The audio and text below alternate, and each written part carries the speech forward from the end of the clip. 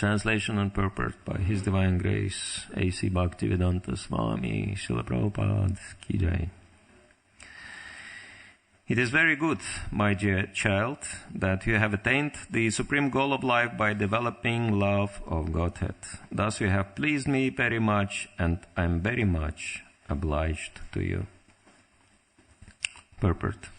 According to the revealed scriptures, if a spiritual master can convert even one soul into a perfectly pure devotee, his mission in life is fulfilled. Srila Bhaktisiddhanta Saraswati Thakur always used to say, even at the expense of all the properties, temples and matas that I have, if I could convert even one person into a pure devotee, my mission would be fulfilled. It's very difficult, however, to understand the science of Krishna, what to speak of developing love of Godhead. Therefore, if by grace of Lord Chaitanya and the spiritual master, a disciple attains the standard of pure devotional service, the spiritual master is very happy.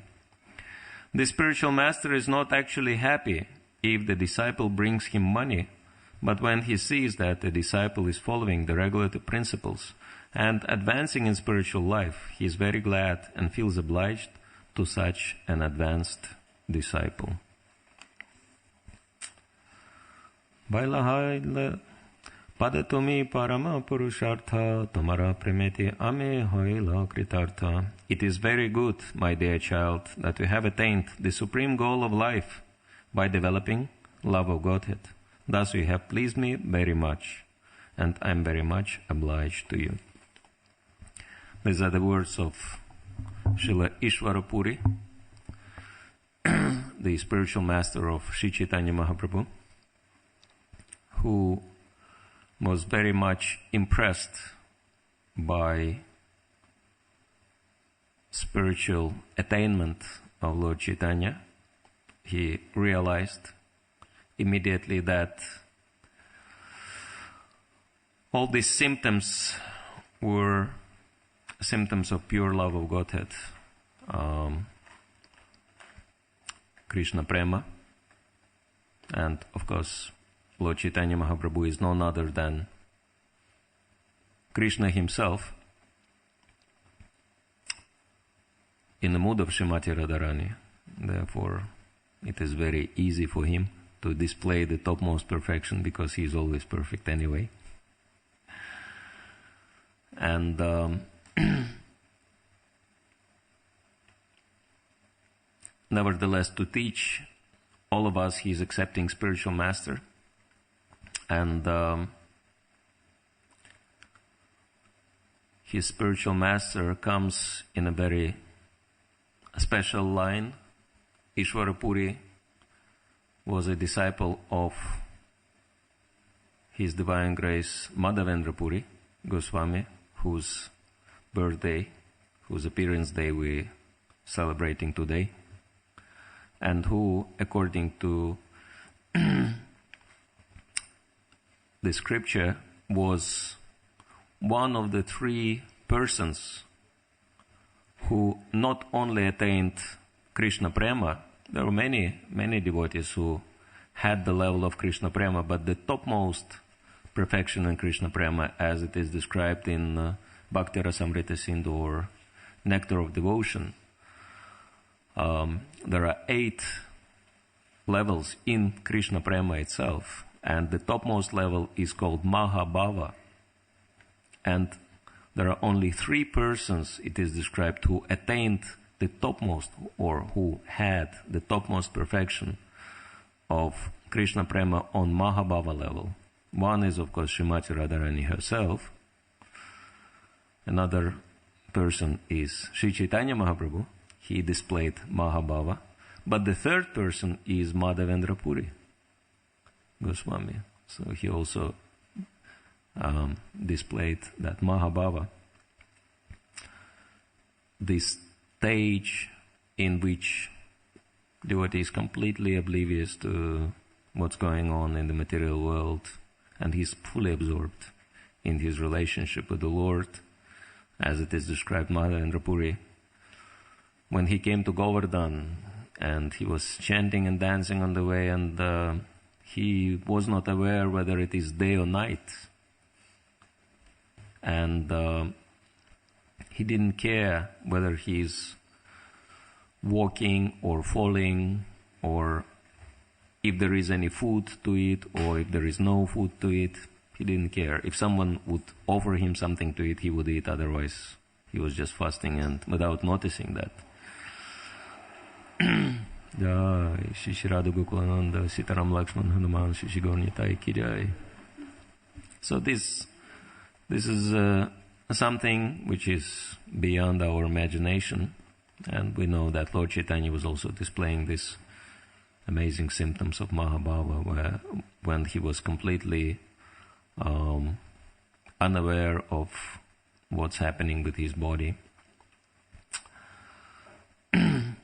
So actually this level of attainment is not possible. It is described in the material world because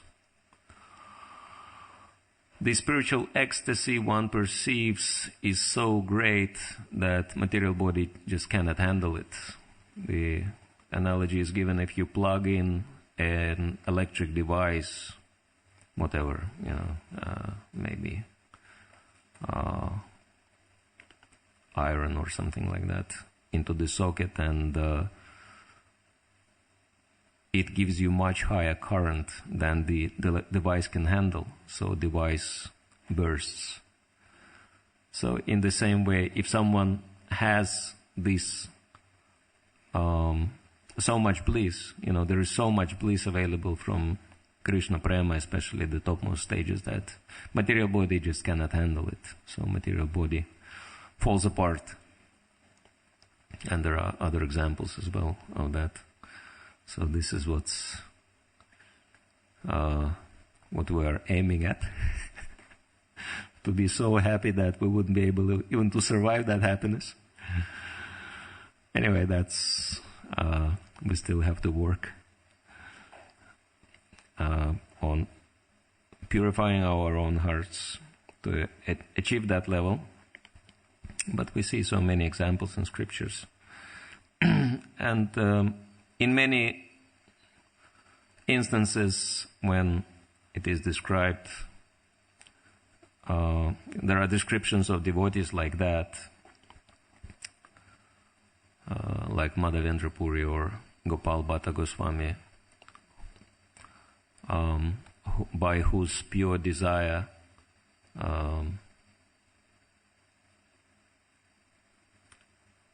one of his Shalagram Shilas manifested himself in the form of a deity of Krishna, Sri Radharaman, whose also appearance we're celebrating today, because he wanted to have personal exchanges with the deity. And if we look at Radharaman's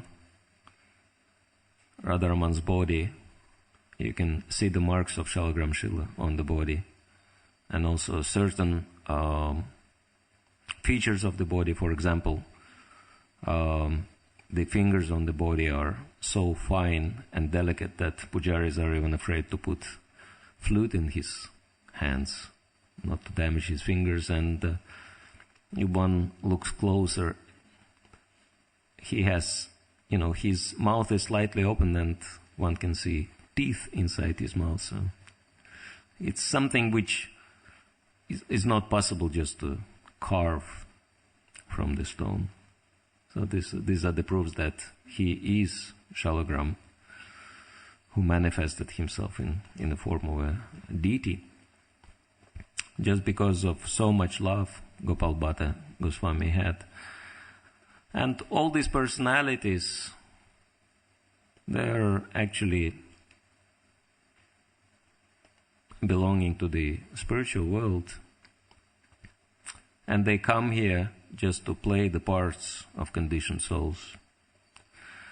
And we think, okay, they already perfect, so they manifest this perfection. But it is very rare, as Srila Prabhupada describes in the purport, for anyone to attain such a high level of perfection, Krishna Prema. And oftentimes we think for ourselves, what are the chances? What are our chances? Because, we may struggle with our spiritual practices, and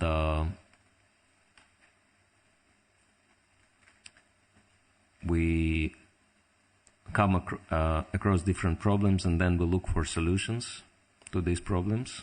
How can we solve it? But sometimes it seems that every solution just breeds another problem. So, and we may think, will there be end to it? How much more shall I struggle, and will I be able to make it?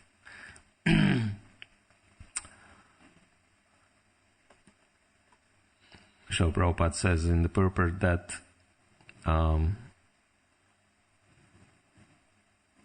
it is very difficult, however, to understand the science of Krishna, what to speak of developing love of Godhead.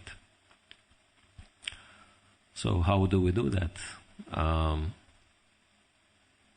Because it takes the wisest person, it is described in Bhagavad Gita, to even understand the science of Krishna consciousness.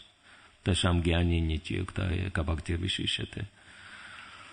Only Jnani, wise man, can really dedicate himself to Krishna fully, without any material motivations. But how many wise people we have in this world?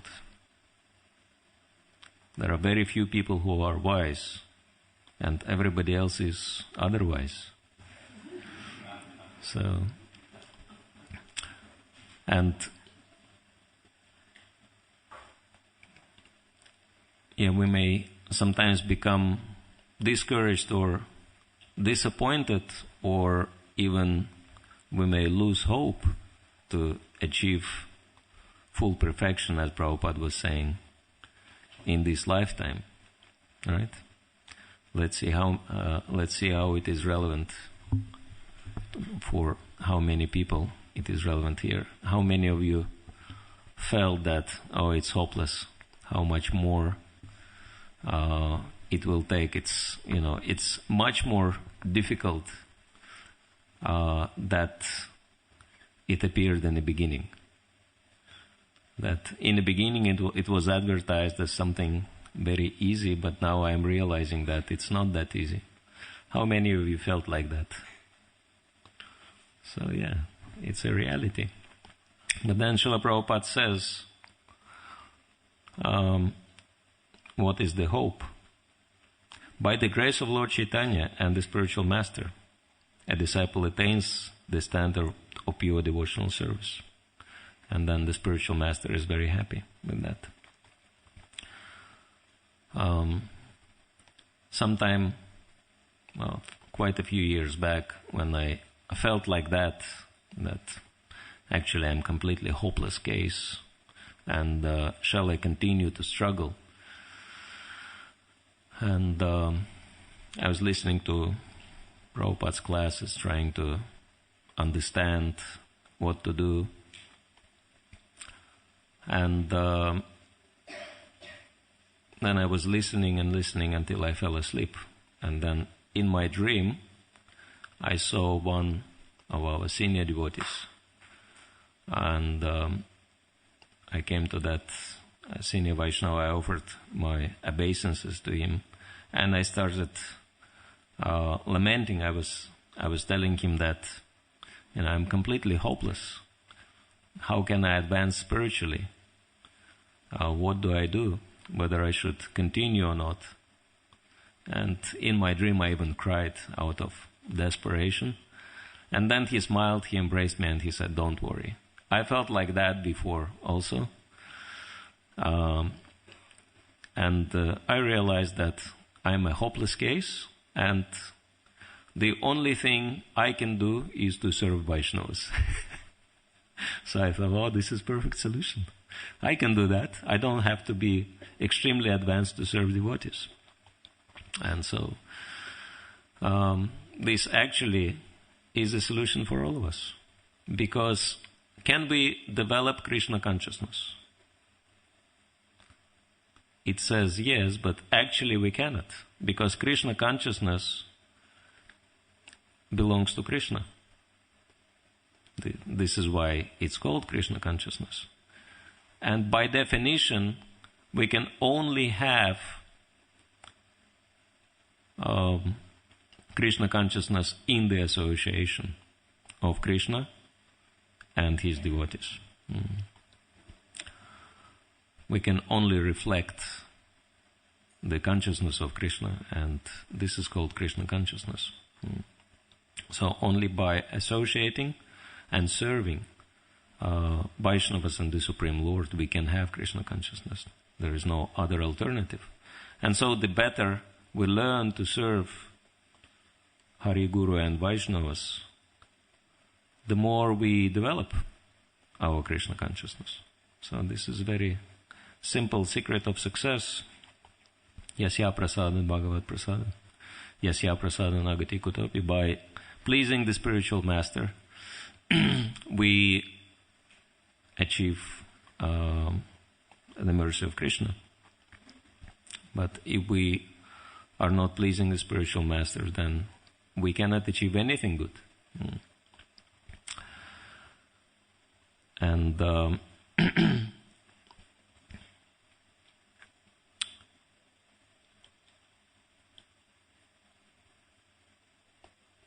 it is explained here that spiritual master is very happy when he sees that his disciple is advancing in spiritual life. And there is actually a verse in the 11th canto of Srimad Bhagavatam which explains what makes a spiritual master happy, or when spiritual master is feeling happy. This is Canto 11, text number, chapter 12, chapter 10, text 12. It is explained, Acharya Ranir Adyasyat Antevasyat Tarani Tat Sandhanam Pravachanam Vidyasanti Sukhavaha. The spiritual master can be compared to the lower kindling stick, the disciple to the upper kindling stick, and the instruction given by the Guru to the third stick placed in between. The transcendental knowledge communicated from Guru to disciple is compared to the fire arising from the contact of this, which burns the darkness of ignorance, to ashes, bringing great happiness both to Guru and disciple. So what is the reason that spiritual master is feeling so happy? Is he just happy because he made someone perfect just by the attainment? Like in the material world, people sometimes feel very proud of their achievements. Of course, it is not like that. It is very different. This verse is speaking about transcendental knowledge received by the from the spiritual master, and that this transcendental knowledge burns ignorance to ashes. And there is very famous verse in Bhagavad Gita, which I'm sure many of you know, Tadviti Pranipatana Pariprashnana Sevaya, that we are advised to approach a spiritual master, to inquire from him and render service unto him. But there is a next verse following that in Bhagavad Gita, which is not often quoted, but that verse actually explains what will be the result of approaching a spiritual master. So what is that knowledge, in essence, which spiritual master gives? So this is chapter 4, text 35. Yat gyatva na punarmoham evam yasasi pandava eshabutanya sheshani drakshasat ma nyato mai. it is described that having obtained real knowledge from a self-realized soul, you will never fall again into such illusion, for by this knowledge you will see that all living entities, all living beings are part of the Supreme, or in other words, that they are mine. This is the first result of transcendental knowledge, that we understand that there is no one who is separated from Krishna. Every living being, every living entity belongs to Krishna. And if it speaks about all living beings, what to speak of people, human beings, who are the best, who have the best chances to develop Krishna consciousness. So, as Krishna says in the same 11th canto of Srimad Bhagavatam, human formal life is very dear to me. And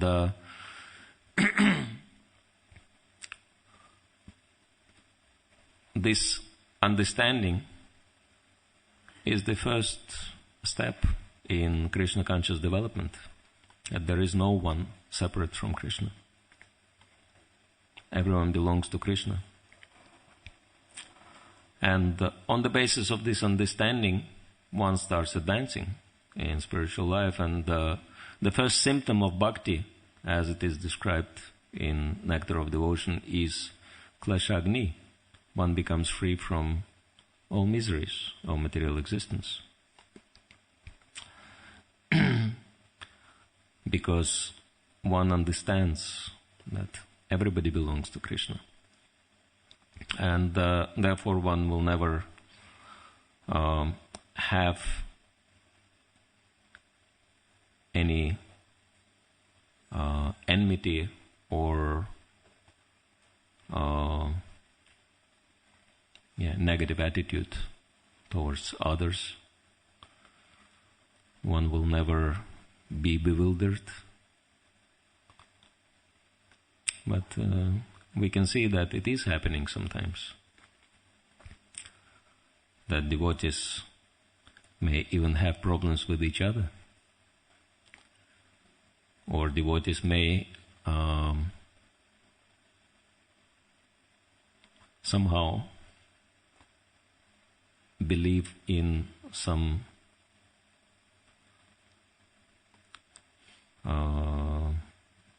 very strange theories. I'm sure that many of you heard of New World Order, secret world governments and all these things. That there is some evil power which is trying to overpower all of us. So all these thoughts, they only coming because one fails to understand that Krishna is the power behind every power. And whether this power exists or not, it's completely irrelevant for our Krishna consciousness. In the same way as Bhaktisiddhanta Saraswati was telling to Srila Prabhupada, who was arguing with him in the beginning that how can we develop our Krishna consciousness if we are under British rule? And Srila Bhaktisiddhanta Saraswati said, well, Krishna is always in transcendental position, and so he is the supreme power. We don't have to worry about anything or anyone else to develop our Krishna consciousness. But it is very easy to find an excuse why I cannot advance or why situation is not favorable for my practices of Krishna consciousness.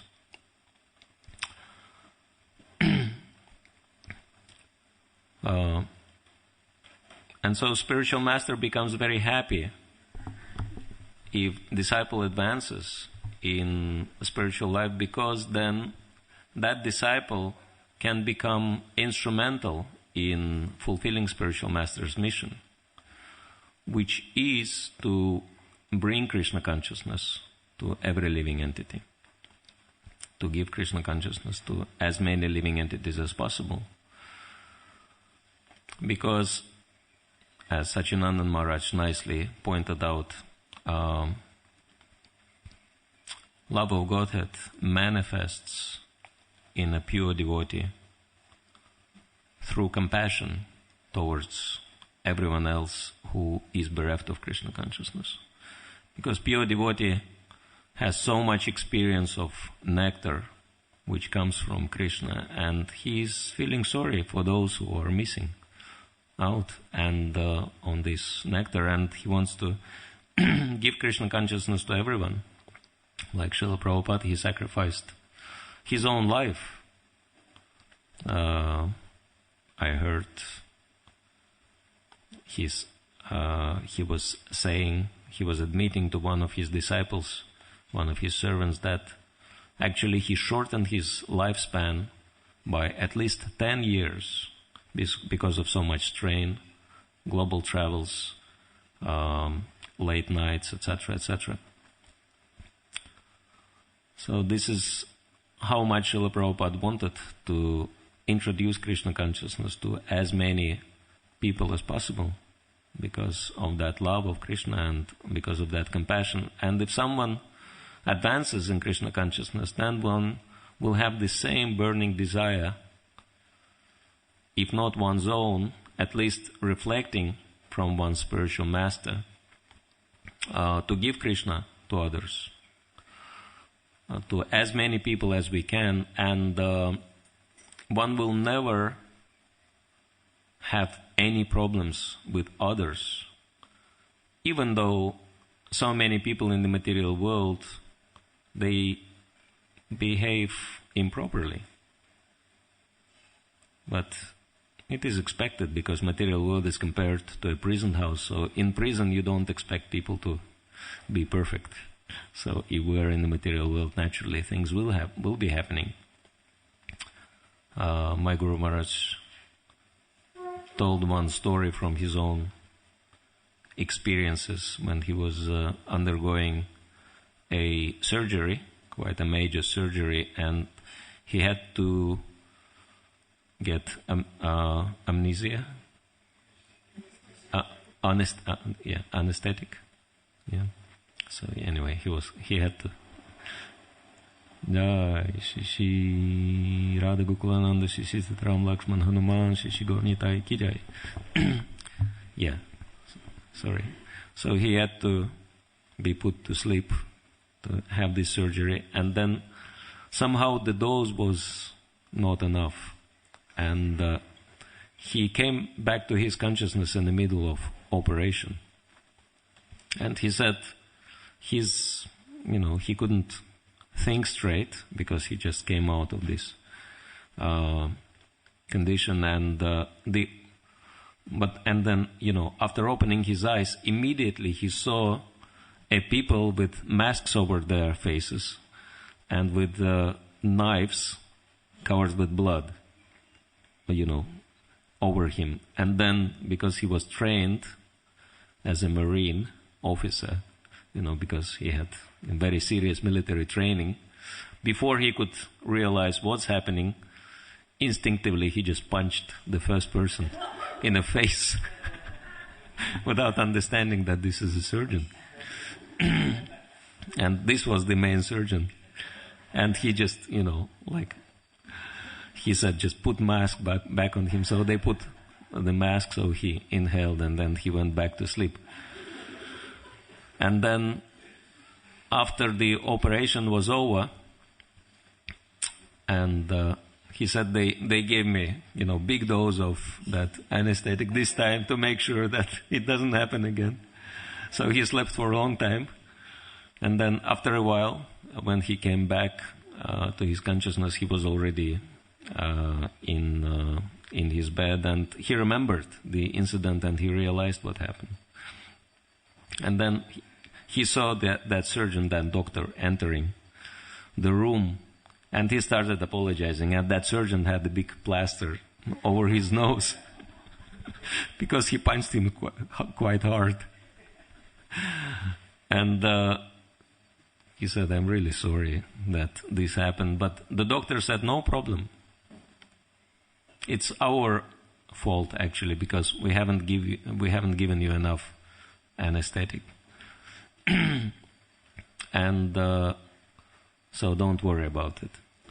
And he said this doctor didn't mind, even though, he was punched so hard. He didn't mind because he realized that I was not in a proper consciousness. I couldn't understand what's happening. So in the same way, he explains, a preacher or advanced devotee does not mind anything what other people do, because he understands that people are not in their mind. They are out of their mind.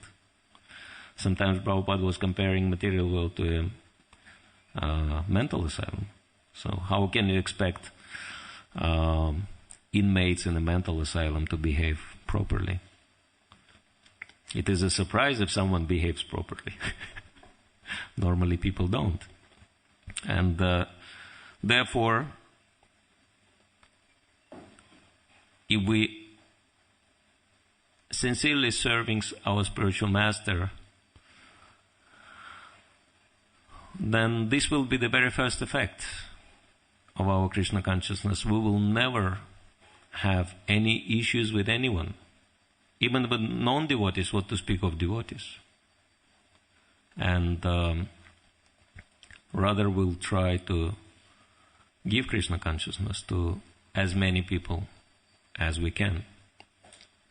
And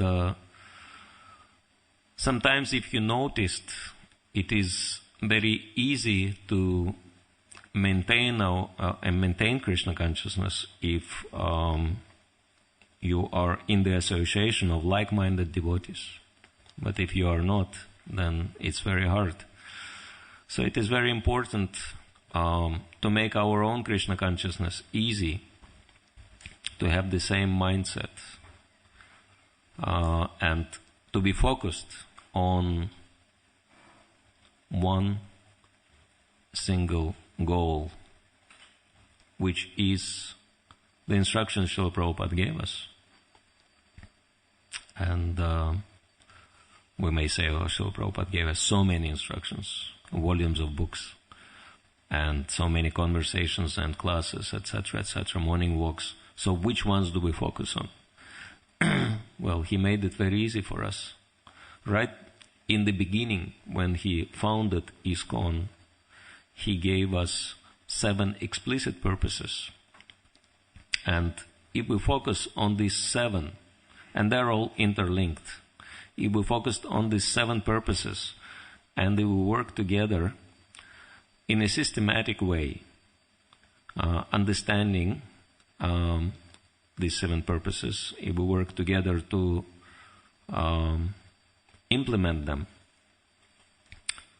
actually there will be very nice teamwork and cooperation amongst all Vaishnavas. And there is the very first purpose of ISKCON, which is the very first one for purpose, we can say. And actually,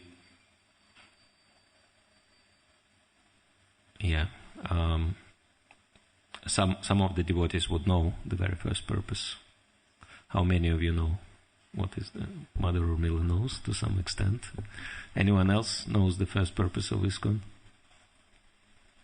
Okay, how many devotees know 7 purposes? At least vaguely. Okay. 1, 2, 3. Not too many. So tomorrow night we'll be having a special session on 7 purposes of ISKCON, and how to implement them in a systematic way.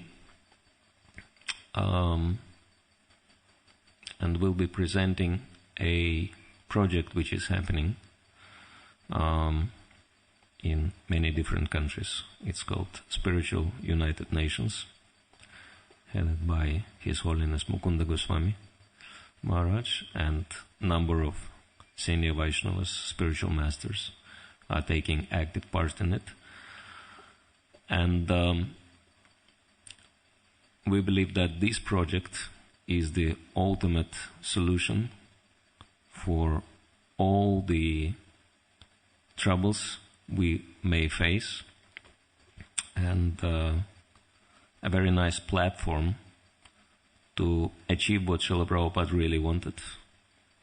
Because Srila Prabhupada wanted Krishna consciousness to be the leading spiritual force on this planet, which is not yet manifested, but we can understand it will be manifested in future. And it's all coming to the very first purpose of ISKCON, which is to systematically propagate spiritual knowledge to the society at large and teach all people the techniques of spiritual life in order to check the imbalance of values in life and to achieve real unity and peace in the world. One senior Vaishnava, Damodar Brahma, noted, it's very interesting that this first purpose does not even contain the word Krishna. Krishna comes in the second purpose, which says to systematically propagate the consciousness of Krishna as it is presented in Srimad Bhagavatam and Bhagavad Gita. So very interesting. So we'll be looking at that tomorrow, and you're all very welcome if you want to take part in an very exciting development, preaching development. You can come. And if we focused on what Srila Prabhupada wanted all of us to do, then automatically we serve all of our spiritual masters, because Srila Prabhupada is the, as it is defined, preeminent Shiksha Guru for all the members of ISKCON. So automatically you can make all your spiritual masters very happy, and you can serve all the Vaishnavas in a perfect way and help the whole world to take up to Krishna consciousness. Hare Krishna. Thank you. Any comments, questions? Yes.